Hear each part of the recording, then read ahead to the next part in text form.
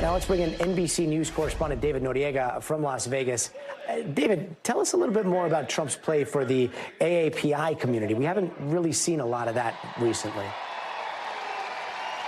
Yeah, look, Gary, I don't think anyone would say that this is a central plank of the Trump campaign, but you do have to think of it in the context of the campaign's efforts to reach other minority demographics, Latino voters, black voters, young voters, working class voters. That is taken together, a constituency that's very well represented in Nevada and specifically in Clark County, where Las Vegas is, where I am right now. And those are key demographics that have historically been important parts of the Democratic coalition, but where that support has been eroding and where Trump has been making gains. So something like tonight's event, which is specifically targeted at Asian American Pacific Islander voters, is part of this attempt by the Republican Party and the Trump campaign specifically to position itself as the new party of the working class multiracial coalition, which was once the claim of the Democrats. There are a lot of Asian American people in attendance at this rally. Interestingly, a lot of them drove here from California. Actually, they're not Nevada residents. Most of the ones we spoke to told us they came here especially from Southern California because,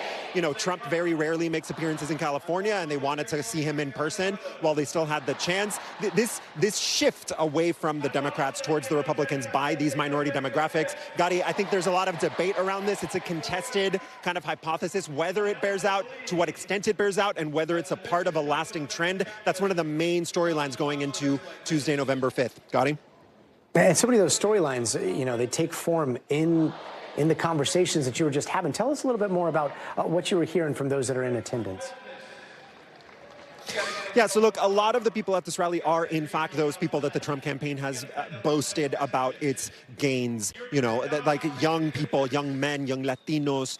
For example, we spoke to a young Latino man outside the rally this morning. I asked him, if there was anything that might change his opinion about Donald Trump. He said, absolutely not. He's going to support him no matter what. I asked him whether he thinks this election is close.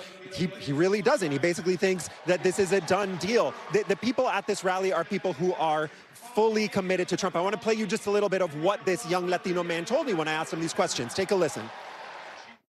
I think he's got it in the bag. I think people are, like you said, sick of the insecure border, sick of prices and inflation. I think he's just got to do everything he's currently doing. He's been here several times, and as you can see from the preparation of this event, it's expected to be a very large event.